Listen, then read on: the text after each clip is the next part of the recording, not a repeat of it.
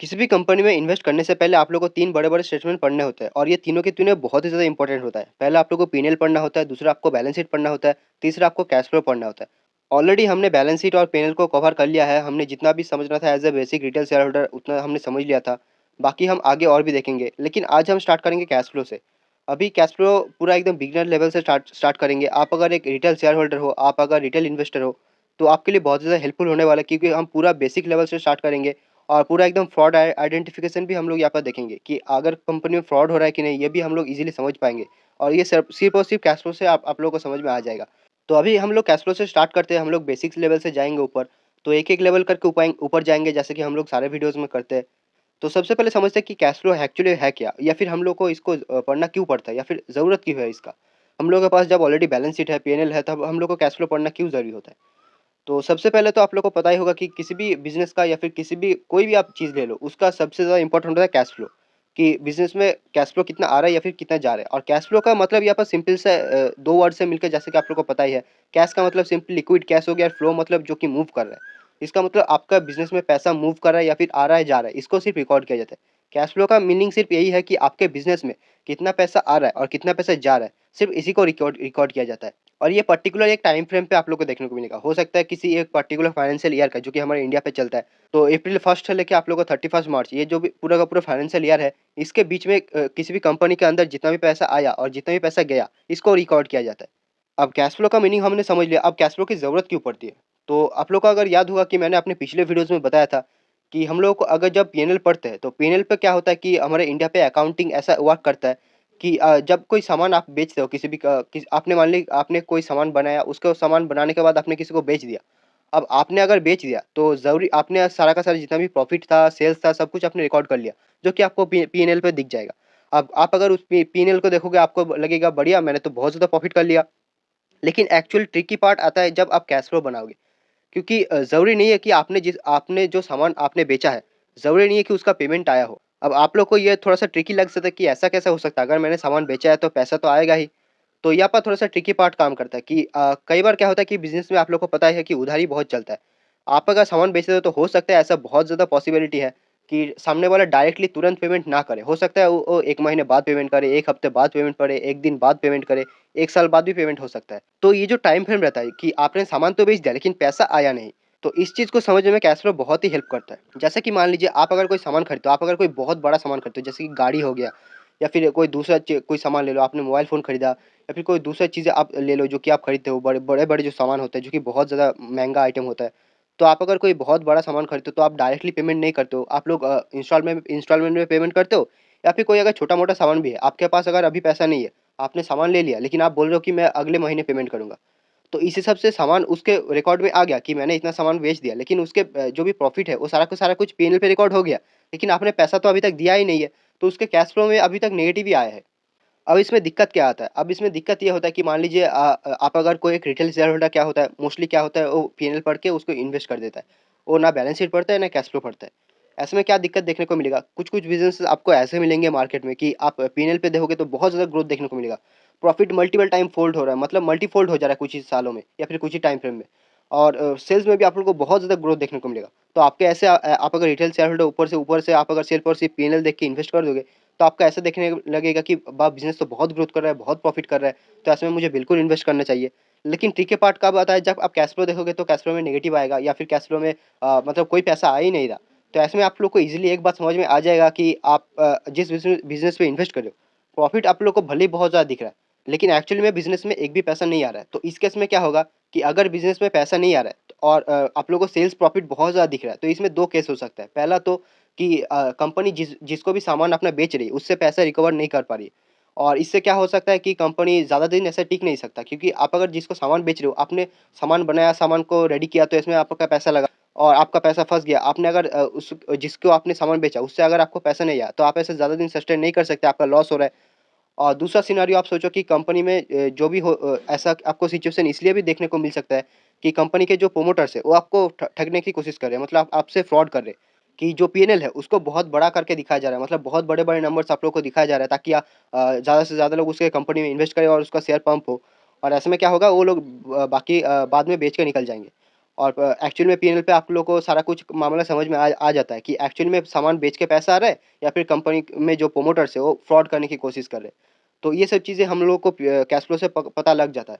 अब ऐसा हमेशा नहीं होता कि अगर कंपनी में पैसा सामान कंपनी ने बेच दिया लेकिन पैसा नहीं आ रहा है, इसका हमेशा ऐसा मतलब नहीं होता कि कंपनी में फ्रॉड चल रहा है। बहुत बार क्या होता है कि इकोनॉमिक डाउनटर्न होता है कि कंपनी में इकोनॉमी बहुत खराब सिचुएशन में चल रही है। तो ऐसे में कंपनी अगर सामान बेचती भी है तो दूसरे से पार्टी हो सकता है पैसे देने में झिझक करे, या फिर कंपनी में हो सकता है वो ऐसे हालत में ना हो कि पैसा अभी दे पाए। तो ऐसे में कंपनी उधारी में बेच देती है थोड़ा बहुत। तो ऐसे में हो सकता है किसी रीज़न से, हो सकता है 1 हफ्ते, 1 महीने, 1 साल, 2 साल ऐसे पैसे का दिक्कत हो सकता है। तो 1-2 साल ऊपर-नीचे होता है, चलता है। तो वही हमें देखना होता है। कैसे रीडिंग करना होता है ये भी आपको समझना चाहिए। तो कभी इकोनॉमिक डाउनटर्न चल रहा है या फिर किसी एक रीज़न से थोड़ा बहुत ऊपर-नीचे हो गया, ये सब चलता है। लेकिन आपको अगर साल भर साल ऐसा ही देखने को मिले कि कंपनी बहुत ज़्यादा प्रॉफ़िट दिखा रही है, बहुत ज़्यादा सेल चल रहा है, आपको पी&ल पूरा हरा-भरा दिख रहा है। लेकिन जब एक्चुअली में कैश फ्लो देखोगे, आपको पूरा का पूरा एकदम नेगेटिव में सब कुछ दिख रहा है। तो ऐसे में आपको समझना चाहिए कि एक्चुअली में क्या कंपनी में कुछ फ्रॉड चल रहा है। तो इस कंडीशन पे भी आप पूरा 100% नहीं कह सकते कि फ्रॉड चल रहा है। क्योंकि as a retail share holder आपको अंदर की बात सब कुछ पता नहीं होता है। तो ऐसे केस में सिर्फ़ आप अपने आप को ही सिक्योरिटी दे सकते हो कि आप एक रूल बना सकते हो कि मैं ऐसे बिज़नेस में इन्वेस्ट नहीं करूँगा। तो ऐसे क्या हो सकता है कि अगर एक्चुअली में फ्रॉड हो रहा है तो आप अपने आप को बचा पाओगे। ज़रूरी नहीं है कि 100% फ्रॉड हो रहा है, लेकिन आप ऐसे में केस में बच जाओगे। आई होप आप लोगों को कैश फ्लो स्टेटमेंट के बारे में जो भी बेसिक था वो आई होप आप लोगों को समझ में आ चुका है कि हम लोग कैश फ्लो को एक्चुअल में क्यों देखते हैं, क्यों पढ़ना ज़रूरी होता है, ये समझ में आ चुका है। अभी आप लोगों को जो स्क्रीन पे दिख रहा है ये आप लोगों को बर्जर पेंट का कैश फ्लो स्टेटमेंट दिख रहा है। तो एक्चुअल कैश फ्लो स्टेटमेंट आप लोगों को कुछ ऐसा देखने को मिलेगा, जो कि आप लोग को जो नॉर्मल आप कोई भी रिपोर्ट पढ़ते हो सेम ही होता है। आप लोगों को राइट कॉर्नर्स पे आप लोग को देखने को मिलेगा कि कौन-सा करेंसी है, कौन-सा यूनिट है, आप लोगों को देखने को मिल जाएगा। आप लोग को स्टैंड अलोन है या फिर कंसोलिडेटेड है, ये भी आप लोग को ऊपर ही देखने को मिल जाता है। बाकी आप लोग को ऐसे बहुत सारे नेचुरल लैंग्वेज पे सब कुछ देखने को मिल जाता है, आप लोग डायरेक्टली इसे पढ़ सकते हो। मैं आप लोग को यहाँ से नहीं सिखाऊँगा, आप लोग को मैं डायरेक्टली स्किनर के वेबसाइट में सिखाऊँगा, वहाँ पर आप लोग को बहुत ही कंसाइज़ और ब्रीफ वे में आप लोग को सारा कुछ मिल जाता है और वही हम लोग के लिए ज़रूरी होता है। बाकी आप लोग अगर डीप रिसर्च करना चाहते हो, आप लोग को अगर हर एक आइटम जानना है, तो आप लोग यहाँ से डायरेक्टली आकर पढ़ सकते हो। बेसिकली कुछ मोटा-मोटी 3-4 चीज़ें हम लोग को देखना होता है, वो अगर आप देखना सीख गए तो बाकी सब कुछ ईज़ी होता है। और सेम ही चीज़ें आप लोग को यहाँ पर मिल जाता है, आप लोग डायरेक्टली इसे अगर एक बार आप स्किनर पे पढ़ना सीख गए, इसको भी आप ईज़िली पढ़ना सीख जाओगे। बाकी एक चीज़ का मीनिंग आप लोग को मैं बता दूँ कि यहाँ पर क्या होता है कि आप अगर कोई भी प्लस का नंबर होता है, तो आप लोग को नॉर्मली लिखा हुआ देखने को मिल जाता है। और कुछ-कुछ स्टेटमेंट पे आप लोग को क्या मिलेगा कि अगर माइनस का साइन होता है कि डायरेक्टली माइनस का साइन यूज़ नहीं किया जाता। यहाँ पर क्या होता है कि माइनस को रिप्रेज़ेंट करने के लिए ब्रैकेट के यूज़ किए जाते थे। कोई भी नंबर आपको अगर ब्रैकेट पे मिले तो उसका मीनिंग माइनस होता है। और आप लोग को 2 ईयर के बीच पे यहाँ पर कंपैरिज़न आप लोग को देखने को मिल जाएगा राइट साइड पे कि पिछले साल में, पिछले फाइनेंशियल ईयर में कैसा था और इस फाइनेंशियल ईयर में आप कितना है। बाकी मोस्टली केसेस पे हम लोग पिछले फाइनेंशियल ईयर से उतना कंपेयर नहीं करते। हम लोग बेसिकली पी&ल से इसे कंपेयर करते हैं, क्योंकि हम लोग को अल्टीमेटली वही गोल है कि हमने अगर ₹100 का प्रॉफ़िट किया पी&ल पे, तो हम लोग को कैश फ्लो से ₹100 का प्रॉफ़िट आया कि नहीं, हम लोग को यही देखना होता है। बाकी एक और चीज़ आप लोग को कैश फ्लो स्टेटमेंट आप लोग को साल में आप लोग को 2 ही बार देखने को मिलता है। और एक फाइनेंशियल ईयर पे जैसे कि आपको पता होगा कि मार्च पे एंड होता है, तो आप लोग को एक मार्च के बाद जब भी आप लोग कंपनी रिज़ल्ट पब्लिश करता है, आप लोग को तब एक बार देखने को मिलेगा। दूसरा आप लोग को सितंबर क्वार्टर के एंड पे जब आप लोग को देखने को मिलेगा कि जब कंपनी रिज़ल्ट पब्लिश करेगी, तब आप लोग को देखने को मिलेगा। तो आई होप आप लोग के लिए अभी तक इतना क्लियर है। अभी हम लोग जो बात करेंगे कि कैश फ्लो स्टेटमेंट को एक्चुअली में नंबर्स और कि क्या-क्या कंपोनेंट्स होता है, ये हम लोग समझ लेते हैं। तो अभी हम लोग डायरेक्टली एक बात समझ लेते हैं कि जो भी आप लोग को प्लस में नंबर दिखता है, इसका मतलब ये है कि कंपनी के अंदर पैसा आया है, और जो भी माइनस पे साइन आप लोग को दिखेगा, इसका मतलब कंपनी से पैसा बाहर गया है। तो कैश फ्लो स्टेटमेंट में मोटा-मोटी आप लोग को 3 मेन कंपोनेंट्स मिलेगा और तीनों को हम लोग को पढ़ना होता है और तीनों का रीज़न भी बहुत अच्छा है। जैसे कि आप लोग को पहला सबसे आइटम मिलेगा, जो कि आप लोग यहाँ पर डायरेक्टली आप पढ़ सकते हो कि ऑपरेशन एक्टिविटी से हम लोग को कितना पैसा आ रहा है। ऑपरेशन एक्टिविटी का मतलब ये है कि कंपनी जो भी डेली ऑपरेशंस करती है, मतलब कंपनी का जो एक्चुअल काम है। अगर कोई बैंक है तो उसका लोन देने का काम है, तो कंपनी लोन देके कितना पैसा जनरेट कर रही है। और कोई अगर मान लीजिए मैन्युफैक्चरिंग कंपनी है, तो वो मैन्युफैक्चरिंग करके सामान बेच के कितना पैसा कमाते हैं। जैसे कि मान लीजिए आप अगर आपके पास अगर कोई पेंसिल फैक्ट्री है, तो आप पेंसिल बेच के कितना पैसा कमाते हो, वो सारा का सारा कैश फ्लो फ्रॉम ऑपरेशंस पे आएगा। अब अगर मान लीजिए कोई बैंक है, बैंक का मेन काम है लोन देना, तो लोन से जितना भी प्रॉफिट कमाती है वो ऑपरेशंस पे आएगा। लेकिन एक और चीज़ आता है कि मान लीजिए कंपनी के पास दूसरे इन्वेस्टमेंट भी हो सकते हैं। कंपनी हो सकता है कंपनी के पास म्यूचुअल फंड में इन्वेस्टमेंट हो, स्टॉक्स में इन्वेस्टमेंट हो, या फिर आपको पता है कि बैंक कितने तरह के चार्जेस काटता है। बैंक मान लीजिए आपका एटीएम चार्जेस भी काटता है, दूसरे तरह के भी चार्जेस लेता है। तो ये सब चार्जेस मोस्टली आप लोग को ऑपरेटिंग में ही देखने को मिलेगा। लेकिन कुछ-कुछ चार्जेस एक्स्ट्रा होता है, जैसे कि मान लीजिए म्यूचुअल फंड इनकम। अब म्यूचुअल फंड इनकम ऐसा है कि डायरेक्टली आपका म्यूचुअल फंड खरीदने का तो काम है नहीं। आपने म्यूचुअल फंड इन्वेस्ट करके रखा क्योंकि आपके पास हो सकता है एक्स्ट्रा पैसा पड़ा हुआ था। तो ये जो भी इनकम है, ये आपका इन्वेस्टिंग इनकम पे आएगा, जो कि आपका सेकंड लाइन ऑफ आइटम है कि आपके बिज़नेस ऑपरेशन से भी अलग एक आइटम होता है कि इन्वेस्टिंग एक्टिविटी से आपका कितना पैसा आया फिर गया। तो अभी तक आई होप आप लोगों को ऑपरेशन एक्टिविटी क्लियर है कि जितना भी बिज़नेस अपने डेली ऑपरेशंस है, बिज़नेस का जो भी एक्चुअल काम है, उससे जितना भी पैसा आएगा, वो सारा का सारा आप लोगों को यहाँ पर देखने को मिलेगा। और यहाँ पर आप लोगों को प्लस देखने को मिल रहा है, मतलब अच्छा है, मतलब कंपनी जितना भी सामान बेच रही है, उससे एक्चुअली में कंपनी को पैसा आ रहा है। अब इसको आपको मैच करना पड़ता है पीएनएल से। जैसे कि आप लोगों को बर्जर पेंट पे यहाँ पर मार्च 2025 में मिलेगा कि नियरली 1270 का कैश फ्लो फ्रॉम ऑपरेशंस आया है। अब अगर आप इसको पीएनएल से आप अगर कंपेयर करोगे तो आप बर्जर पेंट का पीएनएल देखो कि मार्च 2025 में कंपनी को एक्चुअल में प्रॉफिट कितना हुआ था। तो कंपनी को एक्चुअल में प्रॉफिट हुआ नियरली 1200 का। और आप अगर कैश फ्लो फ्रॉम ऑपरेशंस देखोगे तो आप लोग यहाँ पर 1300 का नंबर दिख रहा है। इसका मतलब क्या है कि कंपनी को जितना प्रॉफिट हुआ, मोटा मोटी कंपनी ने उतना थोड़ा बहुत पैसा अर्न कर लिया। मतलब कंपनी जितना भी प्रॉफिट कमा रही है, एक्चुअली में कंपनी में उतना पैसा आ रहा है। तो ये एक पॉजिटिव साइन है। तो यहाँ पर जो भी पॉजिटिव नंबर है, इसका मतलब एक्चुअली में आपका बिजनेस से पैसा आ रहा है, और ये मैंडेटरी है कि यहाँ पर आपको प्लस होना ही चाहिए। अब किसी एक साल नेगेटिव आ जाए वो अलग बात है कि मान लीजिए कोई इकोनॉमिक डाउन टर्न आ गया है, फिर कोई एक रीजन हो गया, उसके वजह से किसी एक साल में लॉस हो गया तो अलग बात है। और अगर कंपनी को ही लॉस हो रहा है तो यहाँ पर आप लोग को पॉजिटिव दिखेगा, इसके कोई वजह ही नहीं है कि आप लोग को ऐसा हो ही नहीं सकता कि अगर कंपनी को एक्चुअल में लॉस हो रहा है तो आपको यहाँ पर पॉजिटिव दिखेगा नहीं।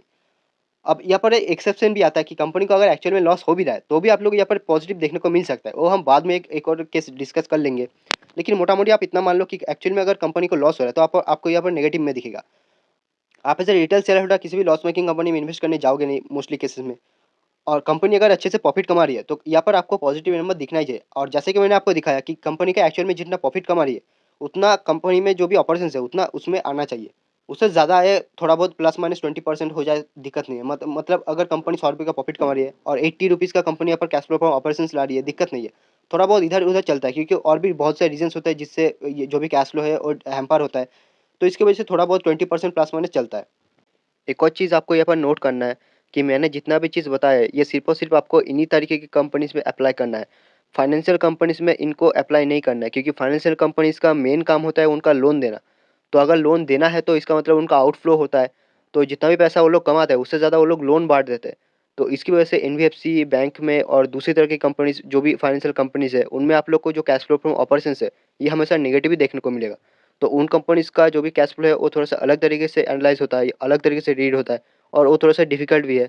मतलब अल्टीमेटली इनसे थोड़ा-सा अलग है, डिफ़िकल्ट बहुत ज़्यादा नहीं है लेकिन इनसे थोड़ा-सा अलग है। तो इन कंपनीज़ को और फाइनेंशियल कंपनीज़ को मिक्स अप मत करना, इनको थोड़ा-सा अलग तरीके से रीड किया जाता है। नेक्स्ट हम लोग जो बात कर रहे थे कि इन्वेस्टिंग एक्टिविटी, अब cash flow from investing activity इसमें क्या आता है, इसमें बहुत तरीके की चीज़ें आप लोगों को देखने को मिलेगा। जैसे कि कंपनी अगर कोई भी दूसरे कंपनी को खरीदती है, या फिर मान लीजिए कोई दूसरे कंपनी में इन्वेस्ट करती है, म्यूचुअल फंड खरीदती है, आपको बॉन्ड्स खरीदती है, या फिर कोई भी अपने कंपनी में ही आप लोग को फिक्स्ड एसेट देखने को मिलता है। तो कंपनी अगर अपने फिक्स्ड एसेट में भी इन्वेस्ट करती है, अपने प्लांट खरीदती है, मशीन खरीदती है, या फिर कंपनी अपने अपने लिए गाड़ियाँ खरीदती है, तो भी सारा का सारा कुछ आप लोग को यहाँ पर देखने को मिलेगा। ये कंपनी जो cash flow from investing activity इसमें। और यहाँ पर जैसे कि आप लोग को ऑलरेडी पता लग चुका होगा कि मैंने आप लोगों को बताया था कि अगर कंपनी से पैसा बाहर जा रहा है, तो उसमें आप लोगों को नेगेटिव का साइन देखने को मिलेगा। और कंपनी अगर अपने किसी भी एसेट में इन्वेस्ट कर रही है तो उसके लिए कंपनी से पैसा बाहर जाएगा। अगर कंपनी कुछ भी, अगर मान लीजिए कोई कंपनी अगर कार खरीद ली अपनी कंपनी के लिए, तो उसके लिए कंपनी को पैसा दूसरों को पे करना पड़ेगा, तो कंपनी से पैसा बाहर जा रहा है। तो इसलिए यहाँ पर आप लोग को मोस्टली केस में नेगेटिव भी देखने को मिलेगा। और कैश फ्लो फ्रॉम इन्वेस्टिंग ये नेगेटिव होना अच्छी बात है कि इसका मतलब ये है कि कंपनी अपने फ्यूचर के लिए इन्वेस्ट कर रही है। अब इसमें आप लोगों को देखना पड़ता है कि कौन से जगह पे इन्वेस्ट करिए, जो कि हम बाद में बात करेंगे कि कंपनी अपने फिक्स्ड एसेट में इन्वेस्ट करी है या फिर कंपनी दूसरे कंपनी को खरीद रही है, वो हम बाद में डिस्कस करेंगे। कंपनी म्यूचुअल फंड भी खरीद सकती है। नेक्स्ट आप लोगों को फाइनेंसिंग एक्टिविटी देखने को मिलता है। अब फाइनेंसिंग एक्टिविटी का मतलब ये है कि फाइनेंसिंग आइटम्स जो भी होता है कंपनी में, जैसे कि मान लीजिए कंपनी के पास अगर कोई पैसा आ रहा है, जैसे कि मान लीजिए कंपनी अगर अपने शेयर्स बेच के पैसा उठा रही है, कंपनी अगर अपने शेयर्स डायल्यूट कर रही है, तो वो जो भी पैसा आएगा कंपनी के पास आप लोग को यहाँ पर देखने को मिल जाएगा। कंपनी अगर लोन उठा रही है, कंपनी अगर लोन पे कर रही है, तो सारा कुछ आप लोगों को यहाँ पर देखने को मिल जाएगा। कंपनी अगर अपने शेयर्स को खुद बायबैक करे तो भी आप लोगों को यहाँ पर देखने को मिल जाएगा। क्योंकि अगर कंपनी अपने शेयर्स को बायबैक करिए तो ऐसे में कंपनी से पैसा बाहर जा रहा है तो आप लोगों को नेगेटिव नेगेटिव मिलेगा। कंपनी अगर अपने शेयर से पैसा उठा रही है तो आप कंपनी में पैसा आ रहा है तो ये आप लोगों को पॉजिटिव में देखने को मिलेगा। कंपनी अगर लोन से पैसा उठा रही है तो कंपनी में पैसा आ रहा है, तो ऐसे आप लोगों को पॉजिटिव में मिलेगा। कंपनी अगर लोन पेमेंट करिए तो ऐसे में कंपनी से पैसा बाहर जा रहा है तो आप लोगों को नेगेटिव मिलेगा। अब फाइनेंसिंग एक्टिविटी में एक और चीज़ आता है कि कंपनी अगर कंपनी ने अगर मान लीजिए लोन उठाया है तो लोन के बदले में उनको इंटरेस्ट भी पेमेंट करना पड़ता है। तो कंपनी का जो इंटरेस्ट पेमेंट करती है वो भी cash flow from financing activity आप लोगों को यहाँ पर देखने को मिलता है। तो कंपनी में जितना भी पैसा बाहर से आ रहा है, मतलब कंपनी के अंदर से नहीं, जो भी कंपनी में अंदर का पैसा है वो आप लोग कैश फ्लो फ्रॉम ऑपरेशन में देखने को मिल जाएगा कि कंपनी अपने जो भी सामान बेच रही है उससे कितना पैसा कमा रही है। और जो भी बाहर से हम लोग पैसा लाते हैं कंपनी के अंदर, वो सारा का सारा आप लोगों को फाइनेंसिंग एक्टिविटी में देखने को मिल जाता है कि कंपनी लोन उठा रही है, कंपनी अपने शेयर्स बेच के पैसा उठा रही है, वो सारा का सारा आप लोग को यहाँ पर मिल जाएगा। और इन सब का टोटल आप अगर करोगे तो आप लोगों को नेट कैश फ्लो देखने को मिल जाएगा कि कंपनी में एक्चुअल में पैसे का कितना चेंज हुआ, पिछले साल कितना था और इस साल कितना है। कंपनी में अगर पिछले साल ₹100 का कैश था और सारा कुछ इतने ये तीनों के तीनों आइटम को मिला के अगर हमने इस साल मान लीजिए 20 और रुपए कमा लिए, तो इस साल का कैश हो जाएगा पिछले साल का ₹100 और इस साल का ₹20, मतलब ₹120। क्योंकि यहाँ पर जैसे कि आप देख रहे हो कि कंपनी ने नियरली ₹1270 कमाए और कंपनी ने 650 इन्वेस्ट कर दिए और फाइनेंसिंग एक्टिविटी में कंपनी ने हो सकता है अपने लोन पेमेंट कर दिया हो 600 का। तो ऐसे में कंपनी के पास नियरली नेट-नेट ₹14 का बचा। तो ये उनका कैश का पोजीशन चेंज है कि कंपनी में जितना भी कैश था पिछले साल के मुकाबले उससे ₹14 इंक्रीज़ हो चुका है। अब यहाँ पर ऑलरेडी ऑफ कोर्स आप लोगों को पता ही है कि यहाँ पर नंबर्स का करोड़ में है। तो यहाँ पर आप करोड़ उस हिसाब से लगा लेना कि यहाँ पर पिछले साल जितना भी पैसा था उससे 14 करोड़ कंपनी का बढ़ चुका है मतलब पैसा। तो ये 3 मेन आइटम होता है। आई होप आप लोगों को इतना समझ में आ चुका है। बाकी हम लोग और जो भी एडवांस चीज़ है वो हम लोग डिटेल में थोड़े नेक्स्ट वीडियोज़ में डिस्कस करेंगे। तो एक बार समराइज़ करने के लिए आप लोग को मैं बता देता हूँ कि कैश फ्लो का इम्पोर्टेंट बहुत ही ज़रूरी होता है। आप अगर एक as a retail share holder आप अगर किसी कंपनी में इन्वेस्ट कर रहे हो, तो सबसे पहला आप लोग को बैलेंस शीट देखना पड़ता है। नेक्स्ट आप लोग कैश फ्लो देखोगे और उसको आप लोग पी&एल से मैच करोगे कि कंपनी जितना भी सामान बेच रही है, जितना भी प्रॉफिट हो कंपनी एक्चुअल में पी&एल पे दिखा रही है। एक्चुअल में कंपनी के पास पैसा आ रहा है कि नहीं, ये हम लोग को देखना पड़ता है। ऐसा बिल्कुल भी नहीं होना चाहिए कि कंपनी पी&एल पे आप लोग को बहुत बड़े-बड़े प्रॉफिट्स दिखा रही है और आप उसको देख के इन्वेस्ट कर दो। ऐसा आप अगर करोगे आपका लॉसेस के चांसेस बहुत ही बढ़ जाएँगे कि हो सकता है कंपनी इंटरनली कोई फ्रॉड कर रही हो। तो आप लोगों को पी&एल पे बहुत बड़े-बड़े नंबर्स दिख रहा है, लेकिन आप अगर जब एक्चुअल कैश फ्लो स्टेटमेंट पे जाओगे, आप लोगों को कंपनी में कैश आता हुआ दिखेगा ही नहीं। और ऐसा अगर सिचुएशन है तो आपको बहुत ही मतलब डेंजरस सिचुएशन हो जाता है कि कंपनी में पैसा ही नहीं आ रहा है और कंपनी अगर अपने सामान बेच कर पैसा रिकवर नहीं कर पा रही है, तो ऐसे में कंपनी बहुत ज़्यादा दिन तक चल नहीं सकता। और ये मल्टीपल रीज़न से हो सकता है, जैसे कि कंपनी अगर सामान बेच रही है तो हो सकता है जिसको उन्होंने सामान बेचा वो डिफ़ॉल्ट कर दिया, वो बैंकरप्ट हो गया, तो इसकी वज़ह से पैसा नहीं आया, तो ऐसा रीज़न भी हो सकता है। या फिर कंपनी के जो प्रोमोटर्स हैं, वही लोग फ्रॉड कर रहे हैं कि जानबूझ के वो लोग क्या कर रहे हैं, सेल्स को ज़्यादा इन्फ्लेट करके दिखा रहे हैं, प्रॉफिट को ज़्यादा इन्फ्लेट करके दिखा रहे हैं। तो आपको यहाँ पर आप फ्रॉड उसे पकड़ सकते हो कि अगर एक्चुअल में इन्फ्लेटेड चीज़ है, इन्फ्लेटेड आपको अगर प्रॉफिट दिखाया जा रहा है पी&एल पे, तो आप लोगों को कैश फ्लो में ऐसा एक्चुअल में प्रॉफिट दिखेगा नहीं, एक्चुअल में कैश आता हुआ दिखेगा नहीं। तो आप लोग तुरंत उसे पकड़ सकते हो कि ये एक्चुअल में एक फ्रॉड है। तो आई होप अभी तक आप लोग को मैंने जितना भी दिखाया हो सारा का सारा कुछ क्लियर हो चुका है। तो अभी हम एक और इंटरेस्टिंग चीज़ देख लेते हैं कि मैंने आप लोग को जैसे कि मैंने बताया कि अगर कंपनी में प्रॉफिट हो रहा है, तो कैश फ्लो फ्रॉम ऑपरेशन हमेशा पॉजिटिव होना चाहिए और अगर कंपनी को लॉस हो रहा है, तो cash flow from investing of course आप लोग को नेगेटिव ही देखने को मिलेगा। लेकिन एक एक्सेप्शन आ जाता है जो कि हम बाद में इसके बारे में डिटेल में डिस्कस करेंगे। अभी मैं आप लोगों को सिर्फ और सिर्फ इंटरेस्टिंग चीज़ के लिए दिखाना चाहता हूँ। जैसे कि आप यहाँ पर कैश फ्लो स्टेटमेंट पे देखो, आप लोग को ऑपरेटिंग एक्टिविटी में आप लोग को सारा का सारा पॉजिटिव नंबर देखने को मिल रहा है। आप लोग को यहाँ पर ऑपरेशंस में देखने को मिलेगा नियरली 2000 करोड़ रुपीज़ का आप लोग यहाँ पर पॉजिटिव कैश फ्लो मिलेगा। मतलब कंपनी ने 2000 करोड़ रुपीज़ का पैसा कमाया। लेकिन आप यहाँ पर देखो, आपको यहाँ पर देखने को मिलेगा पी&एल पे आप अगर देखो कि मार्च 2025 में देखो हमने क्या देखा कैश फ्लो में कि कंपनी ने नियरली 2000 करोड़ रुपीज़ का पैसा कमाया। लेकिन आप अगर यहाँ पर नेट प्रॉफिट देखोगे, तो आप लोगों को 300 करोड़ रुपीज़ का लॉस दिखेगा। तो यहाँ पर आपको पहला जो हमने रूल बताया था कि अगर प्रॉफिट हो रहा है तो आप लोगों को पॉजिटिव मिलना चाहिए, अगर लॉस हो रहा है तो नेगेटिव मिलना चाहिए, तो हमारा रूल वायलेट हो गया। तो ये एक बहुत ही ट्रिकी सिचुएशन है और बहुत ही इंटरेस्टिंग केस है। हम लोग इसको भी समझेंगे डिटेल में। हम लोग इसे नेक्स्ट वीडियो में समझेंगे। और ये बहुत ही इंपॉर्टेंट कॉन्सेप्ट है आपको समझना कि कंपनी अगर लॉस करिए, तो इसका मतलब ज़रूरी नहीं है कि हर बार आप लोगों को जो कैश फ्लो फ्रॉम ऑपरेशंस है, ये आप लोगों को नेगेटिव भी देखने को मिलेगा।